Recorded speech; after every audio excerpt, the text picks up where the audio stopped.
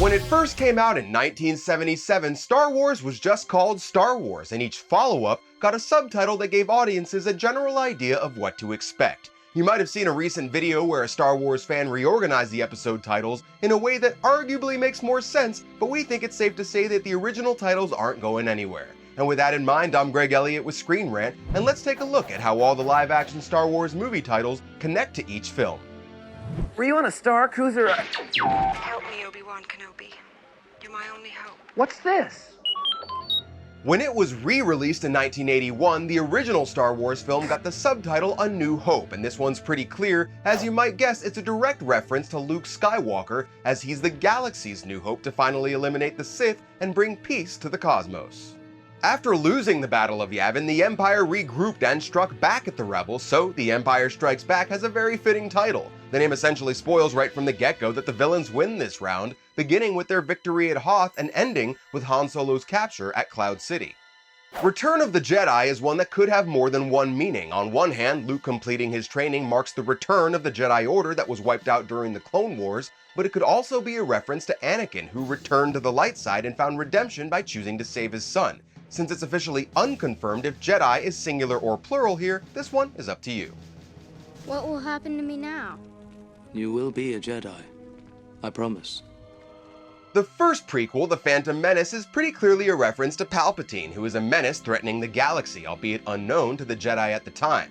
While the prequels were all about showing Anakin's fall, they were as much about the Empire's rise, and while he may only be a supporting character in the movie, his presence is definitely felt throughout.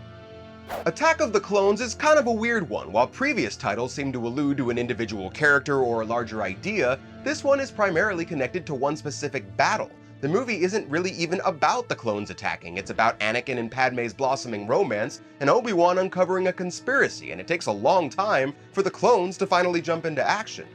And just like Empire, Revenge of the Sith basically gives the movie away. Darth Sidious eradicated the Jedi and became ruler of the galaxy, but the title is also a sly callback to Return of the Jedi's original name, Revenge of the Jedi. Only this time, as revenge is something more commonly associated with the Sith, it's a bit more appropriate this time around.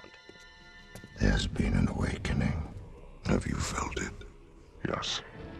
Which now brings us to the newer films. The Force Awakens is obviously a reference to Rey, who after unknowingly having the Force her entire life, finally taps into her powers and explores her potential as the galaxy's New Hope. The Rogue One spin-off has one of the most straightforward titles of the series, as it directly refers to the call sign of the squad that went to capture the Death Star plans, but it's also the first movie not part of the main saga, a rogue film, if you will. Rian Johnson has confirmed that The Last Jedi does specifically refer to Luke, rather than referring to Jedi in the plural. Now, while Rey and Kylo's conflict is a big part of the film, a good chunk of it deals with Luke learning to accept his past mistakes and move on, so the movie is arguably more about him than any other character. Solo is pretty cut and dry, as it's, well, just an origin story for Han Solo, so we can just leave it at that, which brings us to The Rise of Skywalker, which regardless of the many interpretations prior to its release, or your feelings on the film, was pretty much explained outright when Rey symbolically rejected her biological bloodline and took the Skywalker last name as her own. So yeah, a lot of Star Wars titles are self-explanatory, but others are open to multiple interpretations, and even though not every film is perfect, we're still big fans of everything going on in a galaxy far, far away. There's more on the way, so make sure to keep up with us to stay in the know on all things Star Wars. I'm Greg Elliott, thanks for watching, and may the Force be with you.